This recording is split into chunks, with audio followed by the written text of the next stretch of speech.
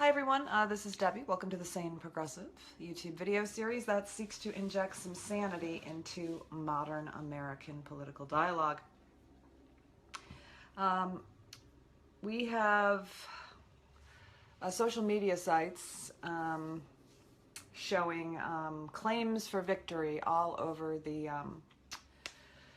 Twitter feeds and the Facebook feeds, and many people celebrating the denial of the easement for building under the Lake Ahu water body. Unfortunately, this really is not a victory, and I am really concerned about the manipulations of the Obama administration, as we have seen throughout this process. I really do not believe that this is going to stop the building of the pipeline, and I do not believe really Obama, his goal is to really stand with the water protectors. Obama is a president who has overseen the largest expansion of oil pipelines in modern American history. He has granted hundreds of permits. He has expanded fracking all over the country. Obama is not an ally in this fight, okay? Obama is concerned about optics. That is what Obama is concerned about. They had thousands of veterans going out there. It was starting to get national media attention. This was finally reaching a critical tipping point in the media. And so you see Obama coming out saying that there's going to be environmental reviews and there's going to be a denial of easement. What does victory look like for Standing Rock? What is victory? Is victory having Obama issue an environmental review order that could be circumnavigated? I'm going to get into that in a moment, because there's people who are reporting on what the order actually means. Does it mean Obama kicking the can down the road for about a month and a half until Trump takes the presidency so that he can look like the good guy, but not do really anything of substance to actually stop this, so that Trump can come along in a month and a half and they can continue building? I know people want victory. I know after months of being shot with rubber bullets and being sprayed with water cannons and having a girl have half her arm blown off and one woman lose her eyesight, people want victory. And the last thing I want to do is be pouring, water and be a wet blanket on what so many are being perceived as a victory. However, you have to look at the individuals that you are involved with. The president is henchman number one for the fossil fuel companies. That's the role he's served for 8 years. And you have to look in all of the policy decisions of this government. These operatives who work for the fossil fuel companies and not the people, you have to look at underlying motives.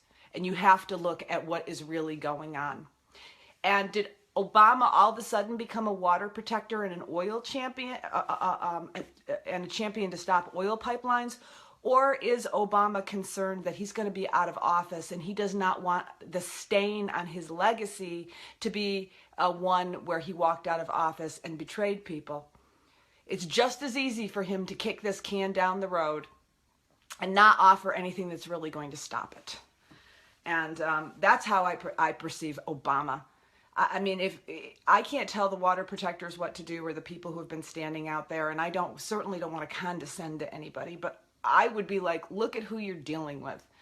And this could be very much just a manipulation at the height of when they're getting the most attention, at the height of when the veterans are standing out there, at the height when the mainstream media was finally, this was the week it happened, finally turning to this as a real issue to do something to disband it. And I'm reading the statement from the Standing Rock Sioux Tribe chairman, Dave Archambault II.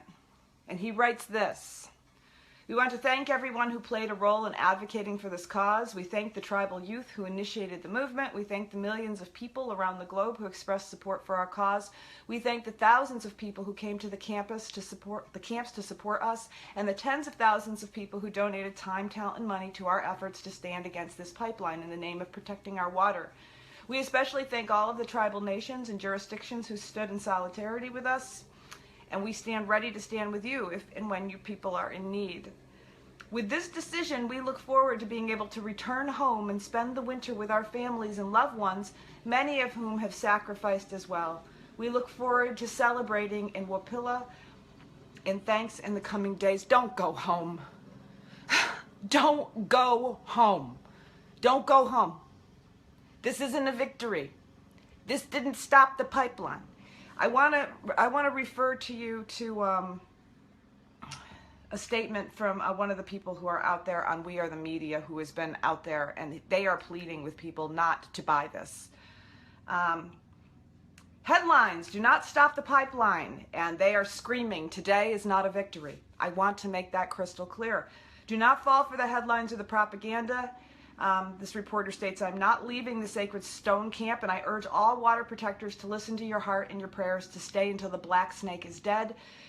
You've trusted my reporting for months because I give you the hard truth, so I will give you that now.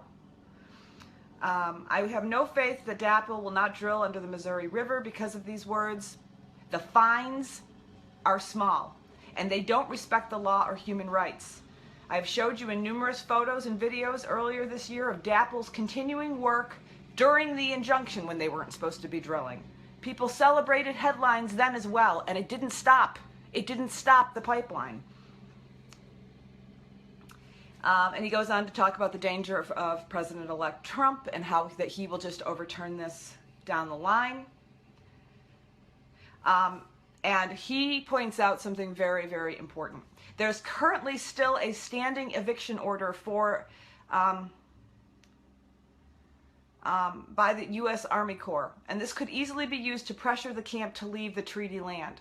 If the numbers at the camp go way down, as I expect from these headlines and statements, by even the Greenpeace claiming victory, it will be easier to attempt to force the remaining water protectors out. He writes, "I can see Morton County Sheriff and NoDAPL Private Security currently in the hills across the Cannonball River riding around. The monstrous militarized concrete barricades blocking the highway where police laughed as they aimed water cannons in below freezing temperatures at innocent people remain. The Constantine wire on Turtle Island and all throughout the hills remain. The Army Corps suspended the decision barring an environmental impact statement and did not deny the permit to cross the Missouri River. They did not deny the permit to cross the Missouri River. That is an important legal distinction currently being misreported by many news outlets who don't understand the nuance. Moving the pipeline 10 miles north through a reroute is fully unacceptable and continues to put the Standing Rock Sioux tribe's drinking water and that of millions in direct harm's way. Climate change is already causing extreme weather, and I find this option to be another bait and switch." I agree. There's a bunch of articles today basically echoing the sentiments, and I will put this in the video description below.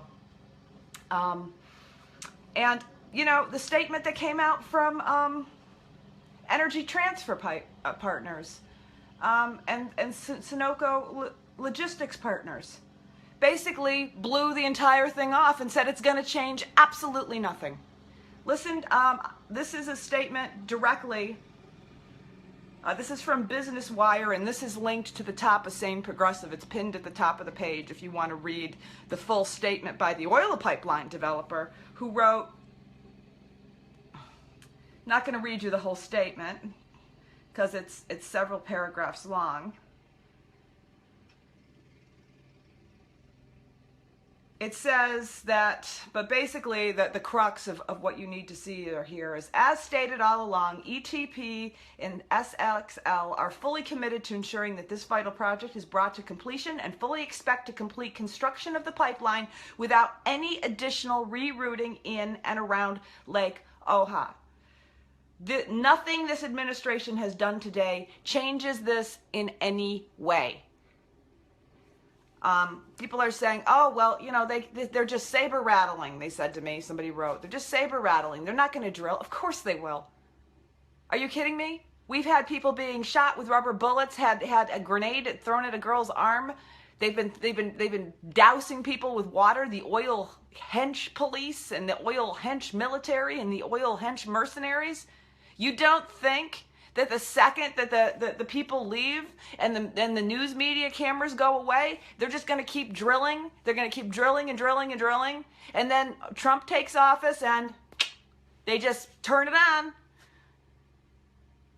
This is a way to make people go away at the height of when it was actually getting attention. And this is exactly the type of slime ball maneuver that President Obama would engage in. You know, good people are so easy to manipulate.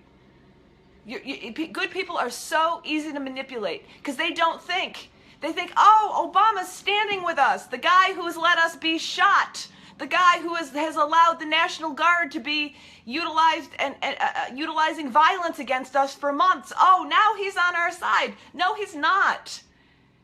He's a manipulative asshole who does not want to have to shoulder the blame when he leaves office. And why should he, when it takes a month and a half to have Trump take over and deal with it? This is not a substantial win, and it is not a substantial victory. The substantial victory is when the oil pipeline stops being built, and at least that they can't build it under the water at all. The first thing that the oil pipeline water protectors, the protesters, should have said was, we don't trust you. We don't trust anything you say or do after you have allowed the military to use violence against us for months. We don't trust you that this is just a political show to protect your own ass and make you and make sure that you don't own the actions that you have allowed committed and the violence that you have allowed committed against us for months. So what we want is we want the National Guard that you have utilized against us for months to come on down here and get these people the hell off our land, and we want guards put up so that they can't build and keep drilling. We want that now. And if we don't see that immediately right now, we will not take this statement and this temporary delay as a good faith effort. You need to, after the violence that you have allowed on our land and against our people and against our peaceful water protectors, we want a demonstration that the force will be used to stop the violations of our land. But what do people do? They practically kiss his feet. I'm sorry, guys. I'm sorry. Really? I mean, this is, when I saw this, I just went, oh my God. Oh my God. Everybody's going to celebrate. They're going to put up a manipulation. People so want to feel like they've had a victory. And this could dismantle the camp. And then a couple months later, it's all in and it's forgotten and we move on. You know, and I know a lot of the people out in North Dakota don't want to leave. I know that there's a contingency of people around there who feel very much as I do. But this is just like we finally got the momentum. We finally had the national media. We finally had the veterans. We finally had the camera. And then they do this and... So, here's another good statement with some of the questions that need to be answered. There's some really good reporting coming out, especially from people in North Dakota who are on the ground covering this. Let me see if I can pull up one of the other articles I had featured on the top of my page. All these articles that I'm reading to you, they will be linked on Sane Progressive. So if you like my Sane Progressive page and you go and you scroll down the page, it will be all the articles that I'm giving to you. I will put them separately on the page, and you don't even have to go through the video comments. You can just read them.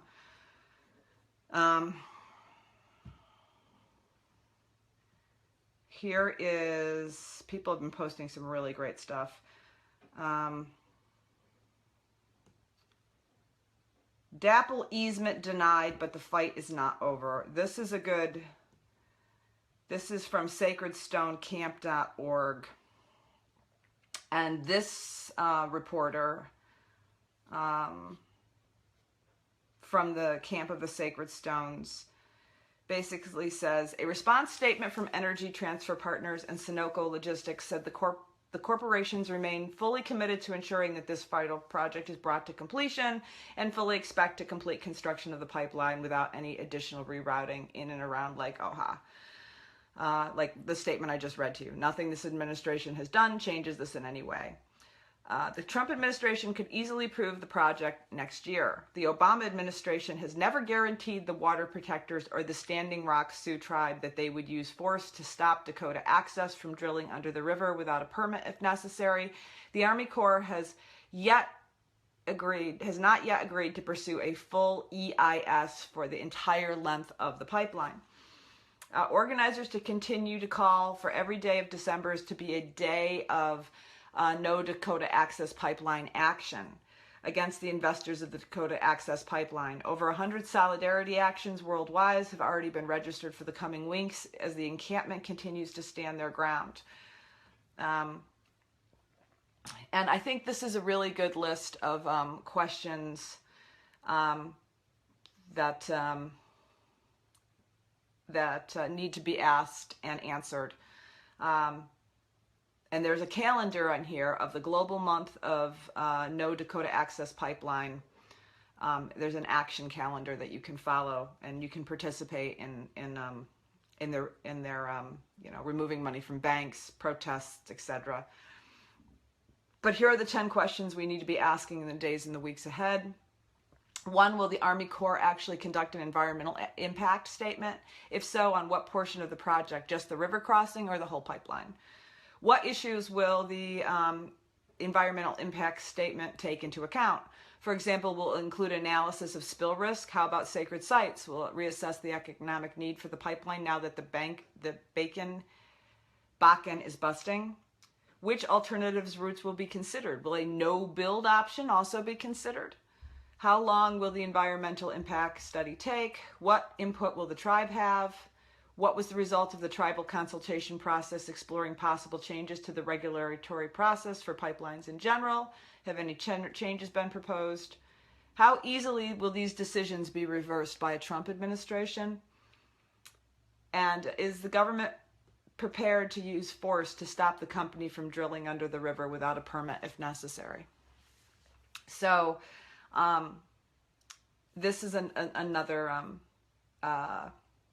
really good overview of things that people need to be considering right now. And I know a lot of the people out in North Dakota understand exactly what I'm saying. They don't need me to tell them. But there is also a contingency of people that I'm seeing who have been out there, who want to go home. People are, I'm sure, exhausted from this. I'm sure people are exhausted from being out there for months. I'm sure they're sick of being cold. They're sick of being shot at by rubber bullets. They're sick of the entire thing. And it's really tempting when you have somebody say, oh, we're going to do something. We're going to make it better. There's nothing here. There's nothing here that gives any even basic assurance that this isn't going to just keep moving forward in the exact same way. And my take, and I'm a very cynical person, and maybe people may not agree with me, my take, this has been issued at this time to just make the camp go away, to dismantle the camp, to take the national media away from it, to take the edge off the story. They're going to be like, well, what are they even protesting about anymore? They said that they weren't going to build on the land. Why are they still there? You know, and it's like, let's move on to the next thing. So I certainly hate being in this role of being such a cynic. But I don't trust Obama at all because he hasn't earned trust. Every action Obama has taken has been to expand pipelines, to expand fracking, to expand drilling on public land, to expand our dependency on fossil fuels, to make the United States not just energy independent, but actually make the United States a net exporter of fossil fuel at the very time that the climate change scientists say that it all needs to stay in the ground should we have a hope of even being able to stem off this crisis, which is already being addressed years and years too late. And the fact that this could be still built under the river is horrifying, because water travels. if it's 10 miles north or 10 miles south or 10 miles east or 10 miles west, if it's still in the water, it's still going to contaminate the entire thing if it leaks. And it's an environmental crisis on two levels, because first, you contaminate the water with the leaks, and second, if it gets burned into the air, it contributes to the climate change. And that's carbon that is going to be forever in the atmosphere. So I don't perceive this as a win at all. I perceive it as a manipulation of the Obama administration to kick a can down the road so that he doesn't have something on his legacy. But, ironically, it is his legacy. His legacy is the violence that the water protectors have endured under months of him basically turning a blind eye, not just turning a blind eye, actually being part of the problem and overseeing the entire thing as the president, and allowing our military to be used as hench people to commit violence against innocent water protectors. That's Obama's legacy. That is who you're dealing with. And every time I see people thanking him, I just want to be like, are you kidding me? Thanking him. Thank you, Obama, for the record expansion of pipelines all over the country. Thank you for lifting the fracking ban on drilling off the West Coast. Thank you for giving 1,500 oil fracking permits down in the Gulf of Mexico. Thank you for proposing lifting the ban on drilling in the Arctic. Thank you for proposing the lifting of the ban on drilling off the East Coast. Thank you for expanding drilling in the national parks. Thank you so much, Obama. You're so much better than all the Republicans. It just makes me sick. Man, it's so easy for them. It's so easy for them because people are so desperate to want to think that they have actual representation. So a little crumb, a little thing that can kick the can down the road, and victory. I wish it was.